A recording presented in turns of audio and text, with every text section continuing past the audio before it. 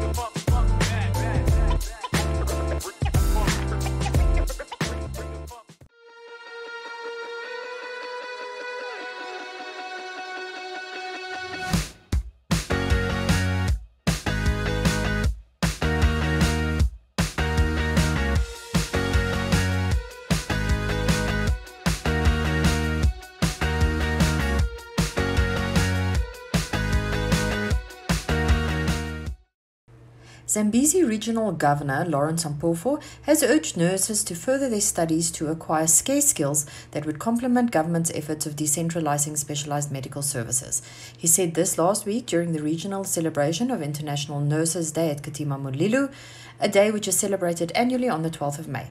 Sampofo said that government has entered into an agreement with Inca House Private Hospital at the town involving that state patients have access to specialized services. The governor said that this was done in light of government's continued efforts to provide people of the Zambezi region with quality health care.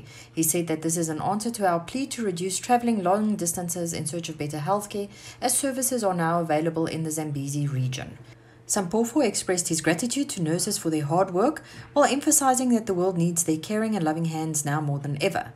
He said that healthcare systems worldwide are increasingly faced with a growing range of healthcare needs and financial constraints that limit potential services to strengthen the health sector infrastructure and workforce. Chairperson of the Katima Mulilo Management Committee, John Ntemwa, said nurses often find themselves challenged to make sure patients are not left behind to fend for themselves. He added that nurses' remarkable work was especially evident when the country was hard hit by the COVID-19 pandemic. Sticking with health-related news, the University of Namibia, through their collaboration with the Cardiff University, has donated an oxygen production plant worth $3.5 million to the Katima Mulilo State Hospital. Cardiff University has donated $20 million to the Phoenix project, and an amount of $8.5 million was set aside to install oxygen production plants at Katima, Grootfontein, Gobabis and Nkrunkuru. Apart from the oxygen production plants, the Welsh Government also donated health and personal protective equipment. Health and Social Services Minister Kalumbi Shangulo said that government continues to ensure that the National COVID Preparedness and Response Unit is sharpened to meet and overcome challenges. He said that the oxygen production plant will go a long way towards improving clinical management of patients suffering from COVID-19 and other respiratory illnesses. According to UNAM Vice-Chancellor Kenneth Matengu, the oxygen production plants in these locations strengthens Namibia's healthcare system across an otherwise geographically large country and improves the provision of quality and adequate care to patients in both urban and rural areas. He added that part of the funding was also used to train 270 nurses in oxygen therapy and ventilation case management.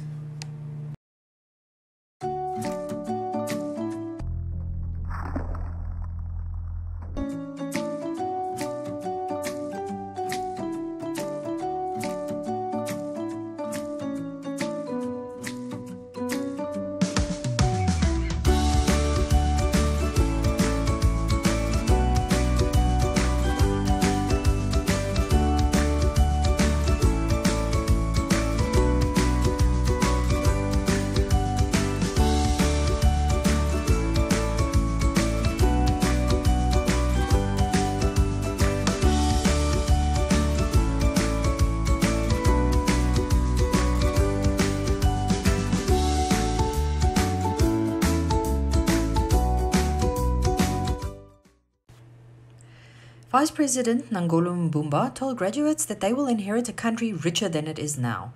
Mbumba made these remarks during the University of Namibia's Rundu campus graduation ceremony last week. He told the close to 600 graduates to desist from social evils and to focus on the light at the end of the tunnel, which he says is an economic boom. Current leaders will be remembered for having paved the way for such a boom, he told the graduates. Mbumba's sentiments, to which he received a round of applause, come at a time when thousands of graduates remain unemployed due to the lack of job opportunities in the country. In general, youth unemployment was expected to hit a staggering 50% by the end of 2021. Apart from the lack of job opportunities, the economy is in a deplorable state as the country has high national debt after government resorted to foreign borrowing to sustain its ballooning expenses. Namibia is considered one of the wealthiest countries in terms of its natural resources, but it has high levels of poverty and Africa's second highest inequality after South Africa. Although the per capita wealth of the average Namibian stands at 14,802 Namibian dollars, as per the recent Africa Wealth Report, the Namibia Statistics Agency said that the income of the top 1% of Namibians is equal to the combined income of the bottom 50%. Namibian Sun reported earlier this year that 1.6 million Namibians live in poverty, as defined by the World Bank. Mbumba's promise of a richer Namibia was thus taken with a pinch of salt by some who attended the graduation, with one saying, "If we are rich now and we have such a high unemployment crisis, what country am I living in? Because if it is Namibia he is referring to, Mbumba must be dreaming." Another said that Mbumba should just have congratulated the graduates and taken his seat. Also in educational news, the Nkuru Combined School in Kavango West received textbooks to the value of $350,000 from retired German diplomat Wolfgang Fiedler. The diplomat, who has assisted over 15 Namibian schools since 1978, also donated stationery and sports balls to the school. At the handover, he encouraged the learners to take good care of the books and other items so that those coming after them could also benefit. In 2010, he donated Rukangwali textbooks to the same school, along with balls. In January this year, Fiedler also handed over 2 blocks of 4 classrooms, 2 storage rooms and a standalone pre-primary class with its own kitchen and ablution facilities to the Mukokeke Primary School in the Kavango West. This school started off with just 1 classroom block and temporary structures and benefited from Fiedler's assistance over the years. The Ministry of Urban and Rural Development recently handed over 54 houses built by the Shack Dwellers Federation at the Kongola settlement in the Zambezi region. Speaking at the handover, Minister Erastus Utoni said that housing in the country remains a complex subject, with pressure on urban areas becoming more severe due to rapidly increasing urbanization over the last 2 decades. The Shack Dwellers Federation of Namibia's solution to housing is unique and worth supporting in that it is the case for the community itself taking action to address its own development needs, he said. He added that government, through his ministry, will continue to support the work of community-based organizations like the Shack Dwellers Federation. Utoni said government's financial support towards the Federation to date amounts to $91.8 million, which was used to construct 3,064 houses countrywide. A further $17 million was given to build houses at informal settlements in Gubabis, Karibib, Halau, Nafidi and Walvis Bay. Utoni said that the Shack Dwellers Federation initiative deserves to be supported by all Namibians and intensified countrywide to include all people still living in backyard shacks or overcrowded houses. He called on local authorities who have jurisdiction over urban land to make service land available to the Federation to facilitate construction.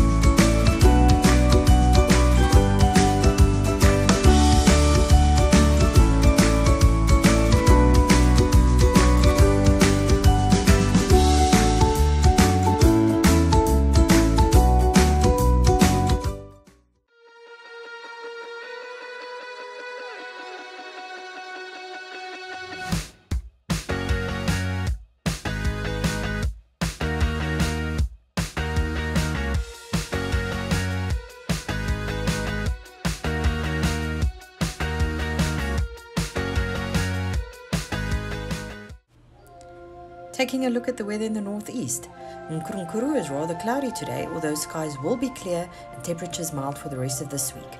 Some sun, then clouds are expected for Rundu today, while the rest of the week will be sunny and pleasant. Kongola is mostly cloudy today and tomorrow, but skies will clear and temperatures will rise as from Thursday, with a low night temperature of 5 degrees expected on Saturday. Katima will turn cloudy today, whereafter mostly sunny and pleasant weather will follow. That's it for the news today. Thank you for tuning in. Hopefully by next week, Kenya will be back on his feet again to bring you news from the region. However, if you have anything to share with him, please email him at kenya@namibiansun.com. In the meantime, please tune in to tomorrow's episode where Monique Adams will bring you news from the Karas region. Have an awesome day. Ladies and gentlemen. Yeah, welcome to another exciting edition.